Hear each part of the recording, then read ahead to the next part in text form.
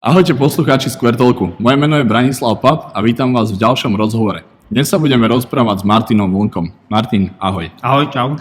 Martin, o tebe je všeobecne známe, že si športovec, aktívny tréner, organizátor niekoľkých športových udalostí. Čo pre teba šport znamená? No v podstate venujem sa športu od mladosti, tak ten šport znamená pre mňa veľa. Zo začiatku znamenal pre mňa v podstate aktívny pohyb, aby som mohol športovať, vybiť energiu a postupne sa to premenilo až tak, že mám to ako aktívny odpočinok svoj. Čiže dennodenne tráviš čas s nejakým pohybom alebo nejakým športovým snažím sa dennodenne, ale so športom som každý deň v kontakte. Keď si začínal, potreboval si určite aj nejakú motiváciu. Kto bol takým tvojim vzorom alebo nejakou inšpiráciou v športe? Vzorom? Ja som v mladosti robil karate, tak asi môjim vzorom bol asi Jean-Claude Van Damme, jak mali všetci ostatní chalani. A možno ešte pán Bruce Lee, ale tak asi toto bol asi také vzory. Že väčšinou také filmové hviezdy asi také. Máš aj nejaké motto, ktorým začínaš dennodenne? Že sa ráno zobudíš a povieš si, že toto je tá motivácia a povieš si to motto a ideš pracovať, alebo väčšinou to máš? Ráno keď stanem, tak to prebehnem celý deň, čo ma čaká. Nemám nejaké špeciálne motto, ale máme zaužívané jedno motto, ktoré používame pri tých našich športových podujatiach, a to je nesnaž prekonať ostatných, ale sám seba. To je asi to najdôležitejšie v dnešnej dobe. Ty si aj učiteľom, učíš na základnej škole, odkiaľ ťa určite pozná veľmi veľa ľudí. Ako hodnotíš systém výučby telesnej výchovy na základných školách? Podľa mňa systém na základných školách je v poriadku. Ja by som tam akože nejak tak veľa vecí nemenil. V podstate tam ide o to, aby tie deti sa naučili tie základné veci, nie niečo špeciálne. Na to existujú mnohé iné kluby, krúžky a tak, takže tam ten základ, ktorý majú deti nadobudnúť, tak tam je. Ja si spomínam na časy, keď som chodil ešte na základnú školu a chodili sme cez rôzne také športové udalosti. Superia medzi sebou telocvikári na základných školách? Je to také superenie, že stretneš niekoho a rozprávate sa, že minule sme na tom florbale boli lepší, alebo pociťuješ to nejako? Myslím, že také nejak superenie tam není, ale určite keď sú nejaké súťaže, čo už si ani nepamätám, kedy boli teraz v najbližšom období, tak myslím, že keď už je tá súťaž, tak niektorí tí páni to dosť prežívajú. Takže ale medzi sebou myslím, že nie, ale ako je tam tá... Že už padajú aj nejaké nadávky a už aj... No nadávky nie, to nemôžeme, lebo predsa len sú tam deti, ale ako myslím, že to prežívajú to niektorí dosť. Deje sa ešte niekedy aj na školách, ako to fungovalo kedysi, že ťa učiteľ vyťahá za vlasy alebo ti šupne jednu poza ucho? No to nemôže byť preboha, nemôžeme sa ani škáre pozrieť. Teraz sa ťa spýtam, väčšinou mladých ľudí je teraz na tých počítačoch, telefónoch. Ako motivovať mladých ľudí, aby viac odložili ten telefón a išli športovať a venovali sa viac tomu pohybu? Ja si myslím, že nie je to len problém mladých ľudí, ale je to problém aj celkovo. A ako ich motivovať? Teraz si myslím, že je taká doba, že je oveľa viac možností, či už v Trenčine alebo celkovo, je oveľa viac krúžkov, je oveľa viac proste športových akcií ako kedysi, takže ľudia majú veľa na výber a proste musia trošku podpichnúť rodičia, dať na nejaký krúžok a nech tie deti proste sa hýbu. Dobre, že to spomínaš, lebo ty si organizátorom aj niekoľkých športových táborov pre deti. Ako sa tam deti, alebo respektíve ich rodičia, ako ich tam môžu prihlásiť, čo môžu takéto deti očakávať od takéhoto táboru, čo všetko im to prinesie? Tak my v podstate môžu sa prihlásiť na našej stránke sportcamp.sk a my v podstate organizujeme športové tábory na športovej hale u Matejku M-Šport a očakávať tam môžu. Snažíme sa tým deťom priniesť čo najviac pohybových aktivít, to znamená, že majú tam gymnastiku, majú tam badminton, majú tam florbal, chodíme na dračie lode, máme tam pohyby v prírode, lukostrelba, proste snažíme sa čo najviac tam im ukázať, takže očakávať tam môžu hlavne pohybovú aktivitu a únavu. Väčšinou zaláhnu do postele spať. A koľko trvá takýto kemp? Máme to týždenný, denný tábor, v podstate, že deti prinesú ráno o nejakej 7, potom si pre ne prídu o nejakej 4, čiže tie deti stihnú aj 3-4 tréningy za deň, čo je pre niektorých, keď sú není tak pohybovo zdatní, aj dosť by som povedal, že náročné. Niektorí sú, jak sa povie, zbytí jak pes a potom spia doma, skoršie rodičia sú šťastní, ale sú aj takí, že si to odšportujú a potom ešte idú na ďalší tréning, takže... Stáva sa, že sú aj takí, že a ja toto nebudem robiť, alebo väčšinou je to také, že keď už ich tam tí rodičia donesú, tak už je to také, že ich to baví a väčšinou... No stáva sa samozrejme, sú aj takí, že si aj poplačú za začiatku, hlavne tí mladší, lebo chodia k nám aj ako prvostupňari.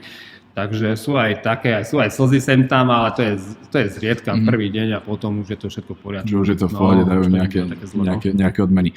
Teraz sa ťa spýtam, ty si organizátorom aj niekoľkých športových udalostí, ako som spomínal, či už je to beh pro autis, či už je to napríklad night run, to je nočný beh cez mesto. Máš v pláne aj nejaké ďalšie projekty, ktoré by si chcel zrealizovať? V podstate organizujeme 5 projektov, čo máme. Ako si spomínal, benefičný beh pro autis, potom máme night run, potom organizujeme trenčiansky triatlon, potom máme trenčiansky polmaratón a tak to novinka, čo máme asi 2 roky najposledné, máme beh od hradu k hradu, čo sa beží v podstate z Beckova na Trenčiansky hrad.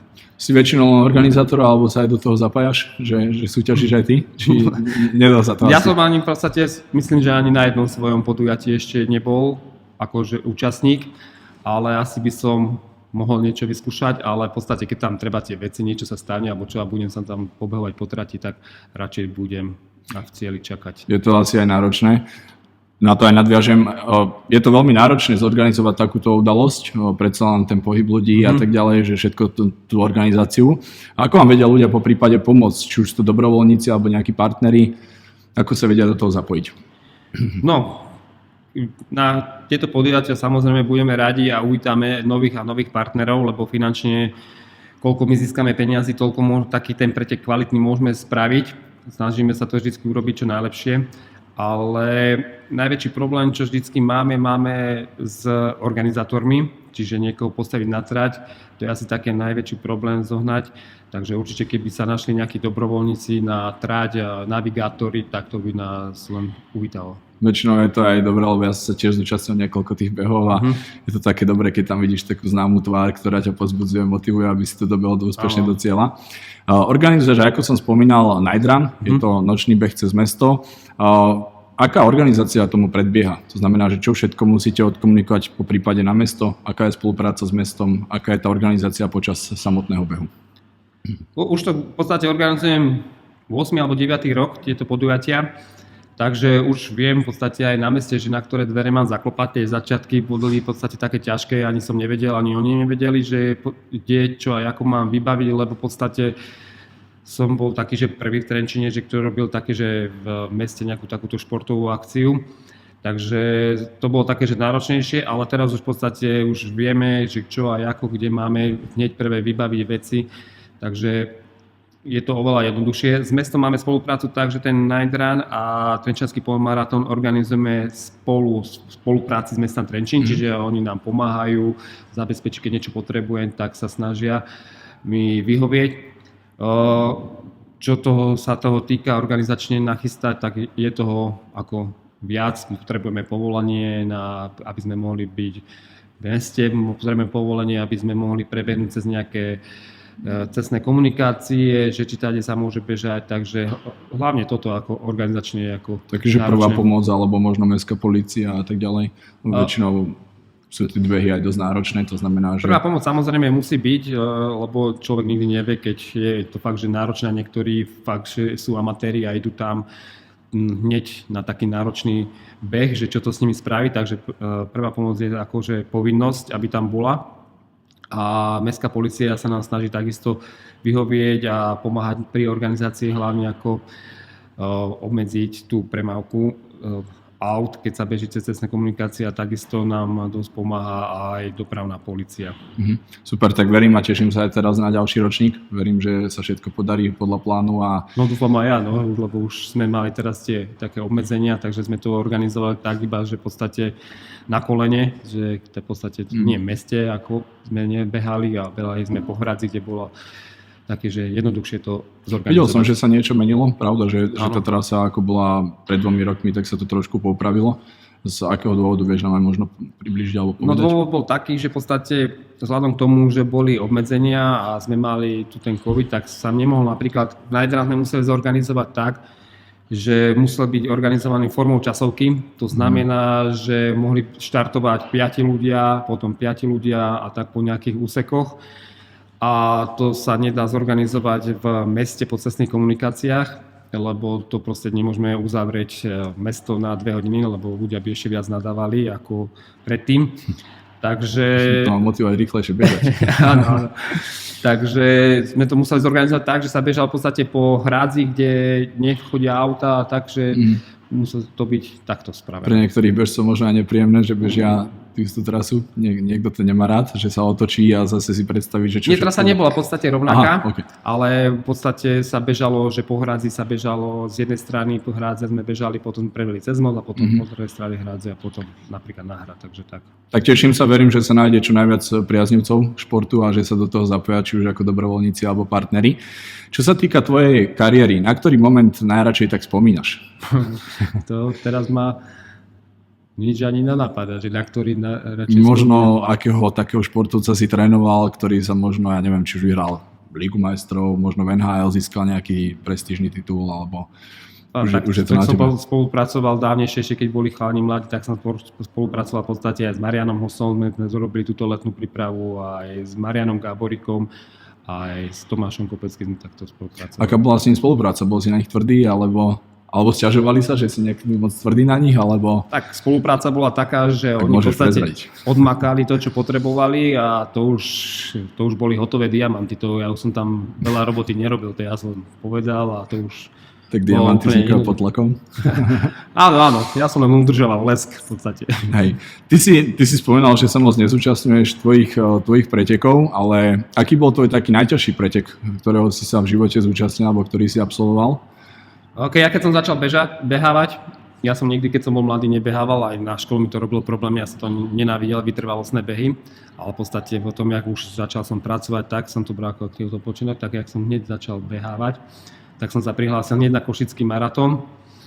Tak tam som bol v podstate, to je taký ťažký pretek, ale by som povedal, že asi najťažší, ktorý som bol, tak to bol beh od hradu, od Tatier Dunaju, tak pardon. To bolo od Tatier Dunaju, som bol ja tiež tento rok. Áno, to v podstate tam ma boli tak nohy, že ako som nevedel, že čo s nimi je. Čo na to hovoríš? Lebo ja som to bol tiež a mne tam prišlo veľmi ťažké tá klimatizácia, auto, vypnúť tie nohy a potom zase sa dostať do toho režimu. No to bol práve že najväčší problém, že tie nohy v podstate, ešte som sa tak kvázi aj šetril ten prvý úsek a som si to odbehal a potom zrazu tie nohy fakt, že to bola svalovica, to som ani nevedel, že ani som chodil jak Robocop a som ani nevedel, že či to vôbec rozbehnem ten posledný úsek, ale akcia podľa mňa super, akože sa tam stretli sme sa, chalani, partia sme tam boli, sme trošku tak, že aj pokecali všetko, takže akcia podľa mňa, že super. Unavení sme boli jak šlak, ale ale stojí to za to, keď dobehneš do tej Bratislavy. Vyskúšať 2-krát, 3-krát, ale už teraz som posledné ročníky ani nebol. Súhlasím. Skús mi možno povedať, že ľudia, ktorí majú problém začať so športom, čo by si im odporúčil, alebo ako by sa mohli tak namotivovať jednoduchšie? Že máš určite s tým skúsenosti, veľa ľudí sa ťa pýta, Martin, chcel by som začať, ale neviem ako. Čo im tak vždycky poradíš? No musia začať. Hej? Začni a hotovo.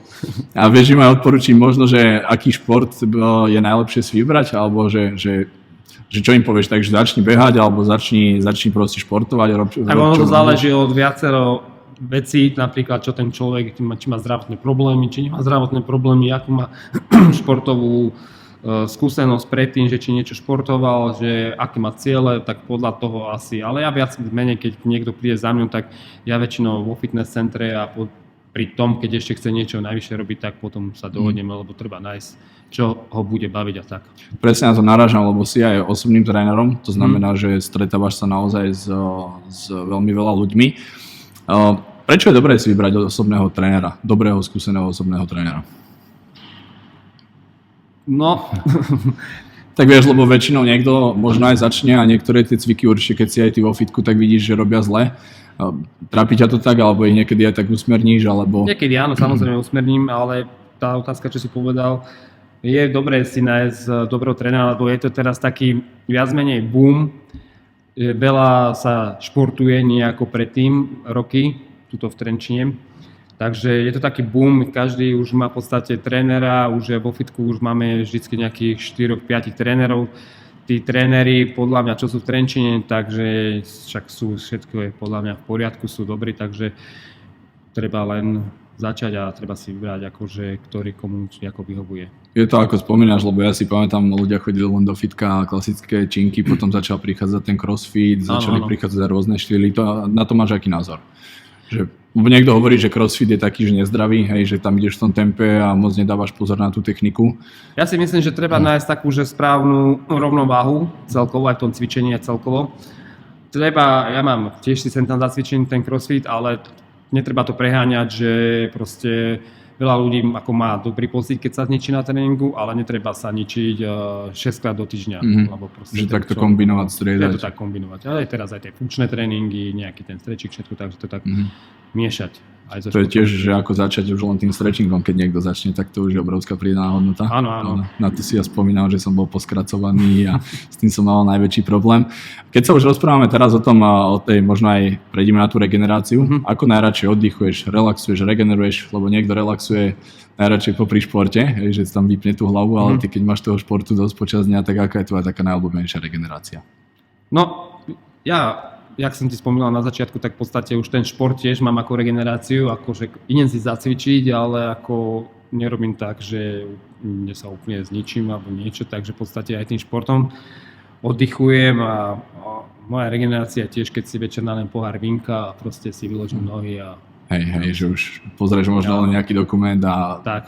Na druhý deň sa tešíš, ako pomôžeš zase a približíš kariéru niekomu inému. Máš aj nejaký nesplnený športový cieľ, ktorý chceš ešte dosiahnuť? Viem, že... Myslím, že už nebudem sa nejak naháňať, že budem nejaké preteky alebo niečo, ale vždy som chcel vyskúšať Ironmana, ale proste moje telo mi to zakazovalo. Zakazuje. Ale tak myslím si, že keď vidíš tých starších pánov, bežcov na tých tvojich udalostiach, tak ťa to musí motivovať, lebo vieš nám povedať možno najstarší bežec, aký sa neviem povedať, že najstarší bežec, aký je, ale sa tam pohybujú roky okolo aj 75 rokov a dokonca títo starší páni, ak organizujeme trenčanský polmaratón, tak je tam aj štafeta, že sú tam v podstate, že ten polmaratón odbehnú 4 bežci, tak oni sa prihlásili v podstate ako štafeta a myslím, že v ktorom roku získali 4. miesto, to bolo akože celkom také, že masaker. Jak obiehajú niektorí tí starší páni, nechcem povedať detkovia, starší páni, jak obiehajú, to je... Vieš čo, ani mi to nehovor, lebo mňa to vždycky motivuje a na druhej strane ma to niekedy až tak prekvapí, že čo on robí inak, vieš, že keď ma obieha takýto starší pán, ale super, akože klobúk dole, že sa na to ešte dajú. Si učiteľom, akú dobrú takú knihu by si odporúčil možno ľuďom, že aby si prečítali a že ich to možno motivuje, alebo možno práve naopak vôbec nečítaš knihy, nie je to tvoja Ja moc nečítavam knihy, to je pravda. Ja si radšej pozriem aj na internete nejaké videá alebo nejaké podcasty počúvam alebo tak, ale kníh skôr nie. Ale teraz som si kúpil Medicína výživy, tak tú knihu som čítal, tak je to celkom zaujímavá. Je to tak normálne pekne napísané, takže asi tu by som teraz... A si sleduješ takto, že jedálniček podľa toho, alebo snažíš sa to nejako nastaviť, nejako zdravo žiť? No, mám také periódy, že úplne zdravo, potom mám, že sa zhupnem a takže, ale snažím sa akože to tak, že viem asi, že keď viem, že je to zlé, nemal by som, dám si, ale ako dávam si pozor, hej. Potom na druhý deň to radšej zaobališ. Ja radšej si idem zašportovať, ale z toho stravu, ale dávam si teraz aj tak. Hlavne keď sa stretávaš aj potom s tými ľuďmi. Poďme teraz do našej rubriky Čarovný prútik. Keby máš čarovný prútik, že ti ho dám teraz do rúk, čo by si jedného dňa vykúzlil? Či už v Trenčine, alebo možno taký tvoj. Čo by som si vykúzlil? No ja by som si vykúzlil teraz asi jak väčšina ľudí to, že aby sme konečne že mohli normálne žiť a aby sme tu mohli pobehovať si, aby sme nemuseli byť v tých hlupých rúškach a aby sme v podstate život bol ako pohode. Tak verím, že sa to už vráti tak trošku do normálu. Najbližšie nás čaká aký pretek, 24.4. je Pro Autis. Áno, my vždy začíname benefičným behom Pro Autis v Soblahove, ktorý sa bude konať 24. apríla. Takže tým začíname a Všetci ľudia sú pozvaní. Všetci ľudia sú pozvaní, samozrejme. Je tam veľa, je to venované pre rekreačných bežcov. Je tam aj, v podstate máme takú, že to je taká akcia, že tam ľudia dobehnú, fazolovicu si podávame, potom je tam pívečko, nejaká kofolka pre deti, tam je veľa atrakcií, takže Dobrá myslím, atmosféra. Myslím, že ten pretek je taký, že fajn. Hlavne veľmi veľa ľudí. Teším sa, ako si spomínal, že keď sa to vráti do normálu, všetci tí bežci a ľudia. Áno, že tam budú. Verím, že teraz budú podávať výkony, lebo všetci budú mať natrénované. Áno, však teraz vidíme po Hradzi a všetci behajú, takže dúfam, že budú. Strava ide vybuchnúť aplikácia. Áno. Martin, ja ti ďakujem za tento rozhovor. A ja ďakujem. Verím, že sa stretneme pri ďalších športových aktivitách a držím palce, som veľmi rád, že je človek, ktorý sa venuje takto športovým aktivitám v meste Trenčín a že posúvaš či už od detí až po naozaj skúsených športovcov vpred. Ďakujem ešte raz, nech sa ti darí. Ďakujem, držte sa.